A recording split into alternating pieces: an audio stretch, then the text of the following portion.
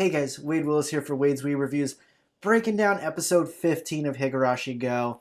Guys, in this review, I'm gonna break down stuff that happened in the episode, like what I thought about it, and then I'm gonna go into kind of theory territory where I could possibly spoil some things, bringing up stuff from the original Higurashi and applying it to what I think might happen. So I'll let you guys know when I get to that. But really, all of us are just throwing noodles at the wall and seeing if something sticks at this point.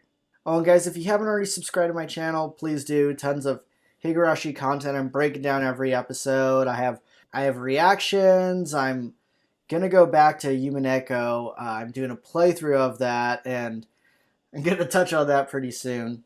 Where to even start?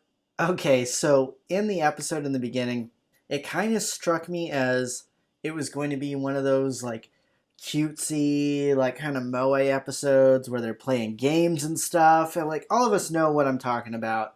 And Higurashi does a really good job in kind of having those to get us used to feeling happier. And then a lot of times the next episode, some wild shit will happen. Well, they didn't even wait till the next episode. They just went straight in the middle of it. Guys, I thought that there was going to be maybe one. We had the first one, and then I was like, okay, we're going to start another loop. And then, yeah, it was just literally a gangbang of deaths. It was horrible. I don't even know how to word it in a way. It was just horrific. And virtually everyone's a Rika fan. I don't know how you could not like her. But seeing her go through that and we've seen some horrific deaths from her. Really the worst death from her, from the original Higurashi, to me that I remember is she actually did it to herself where she has the knife and is slamming her head into the knife, if I remember correctly. That to me was the most I guess she was cut open and stuff too, but they kind of didn't show that much with her, whereas with other characters they really showed the gore and stuff. And I had a few people in the comments mention that for my reaction to this video. And if you guys want to see some ridiculous reactions, I do have a reaction to this episode, and I was in shock so much of the time. Yeah, I was this episode blindsided me really more than any other episode. Yeah, I know some of you guys like Akasaka a lot. He was a boss in the original. When I was watching it, I was so excited that he was in this. I'm like, okay, all right, we're gonna... Oh, he agreed to stay. Hell yeah, this is gonna really change the story. And Rika just cares so much about him. She really looks up to him. And just having him be the one that kills her in that first loop, I'm like, what the hell? It was a lot to watch. Now, guys, I'm actually just gonna go right into possible spoiler stuff. To be honest, is any of it really gonna spoil anything? Probably not. But I'll just say I'm gonna go into some theories and stuff here because I rewatched the second half again, and with all the murders, and I kind of picked out some dialogue that really stuck out to me that I thought was interesting, relating to how some of the characters were in the original, and it maybe is going to give us some hints for things in the future. Now, with the first death, with Akasaka killing Rika, he was mentioning the parasites inside him. Personally, I don't remember Oishi mentioning parasites when we saw him kill the people last episode. I could be wrong, though. Again, so much stuff is mixing up. If I was wrong, let me know. So I thought that was the first point where we're okay, we were getting allusions to the syndrome, kind of with him talking about the parasites in him and multiple other people who are suffering from Hinamizawa syndrome in these gruesome massacres, quite a few of them did mention either referring to it as like parasites or like Mion and Shion's mom, aka MILF Sonozaki. When Mion spoke out to her and her MILF mom was like, "Oh, I thought you were dead," and kind of said something to the effect of like, "Our blood like should not persist," and then was referencing it like demon blood and stuff like that, which we know if we've seen the original, the Sonozakis are supposed to have like the kind of the demon blood inside them. You guys may make fun of me because I may have butchered like a brief explanation of that, but I thought that was incredibly interesting. And then she was kind of talking to Rika about, I mean, them being cursed or whatever, being born in Hinimizawa and wishing she was never born there. I thought that was pretty important, and possibly giving us like a view into what's going on. Oh, and I forgot to note that at least post Akasaka, I'm pretty sure that happened before the Cotton Drifting Festival in that loop, but all the other ones were before the festival for sure. Like the Mion one is June 15th, so way earlier than the events normally occurred, which I think is really important because it kind of implies that someone else is pulling the strings this time. I think my original opinion of it being like Takano, I could be wrong. I feel like maybe I think something supernatural has to be involved with this, in my opinion. I I just feel that it has to be something supernatural. Maybe they're using Takano still, but I'm starting to move away from that theory. So, and I think most of us are moving away from our theories. I know some of you that were into the Satoko theory are starting to like drift away from it a little bit. Um, Reina looked a little bit more sketchy with some of the events occurring and things that she was saying. The worst death to me was the Kimiyoshi one, like the town head. Yeah, definitely bothered me the most. Just seeing him like pull Rika like by a rope, which, and like she's asking to just have him kill her, and he's just not having it. I was really bothered by that.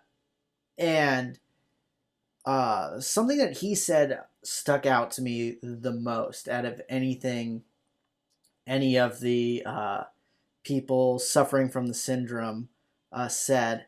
If we don't do something, the village will be swallowed up by this demon swamp gas. Someone either told him or he's remembering that.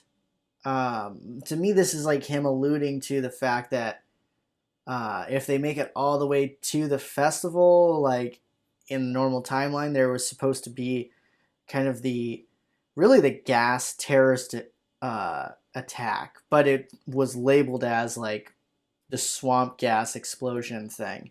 I feel like that's a big key that he said that. I don't know if anyone else heard him say that, but I thought that was really important. And then the last massacre was Keiichi killing everyone, and this one was actually on June 13th, which I believe is the earliest of all of them, which makes it even more alarming because like the loops start in June. So it being like the 13th as opposed to like the 23rd when a lot of the events were happening before, that gives Rika in this last loop that she has available very little wiggle room. And it's varied so much, it's like, how can she even predict who's going to be unleashed on everyone? It is going to be super difficult for her. For me personally, I believed that my first, I honestly thought I was, when she said, okay, I'm going to do 5 more loops, I was like, okay, we're probably going to get like 1 or 2 loops for the rest of this season, and then we'll get another season. I was like so pumped. And then, yeah, we went through 4 in one freaking episode, and I was obviously wrong. I have a feeling that they're going to end up um, linking Umineko with Higurashi, and they may end up redoing the anime for Umineko and announcing it at the end of the season. I have not played that visual. I've only done like 3 hours of it, but I know it's like the same world. And someone commented, I can't remember the name off the top of my head, the school St. Lucia Academy that Rika references is actually from that story. So that is probably pretty significant. And I guess there's like a witch in that story or something. So um, that happening has made me really like, now I'm like, okay, I'm going to need to like jam through that visual novel. I probably won't finish it in time for the rest of this season, but I think they're going to link it and probably announce um, some type of anime for that series. Either rebooting it completely or I don't know, but it seems interesting that he's tying it in. It seems like. And I know some people have talked about, like in the OP, that there is someone, I think, from that series um, that it looks like they're in the OP of Higurashi Go. So that's going to be tied in for sure. And it kind of goes with my belief with the supernatural thing. Again, I haven't read the visual novel for that, but I do know that there is supernatural concepts in it. And that just makes the most sense moving forward. Like a lot of people were kind of talking about like some of the things Raina said in this episode about it being a dream. We know that she's kind of the one person that is remembering more than other people. So I can understand some people think that maybe she's the other looper in this world, because I think there's at least another looper and a supernatural person or entity, probably both.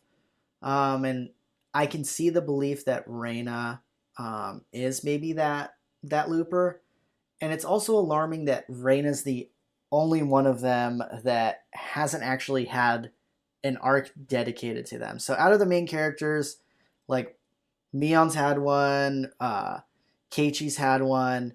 You know, everyone's had kind of an arc focusing around them. Reina's was skipped, which now I'm getting a little bit suspicious of Reina. But I am also starting to like believe maybe Keiichi is kind of the bad person in this, and we've been getting an unreliable narrator this season.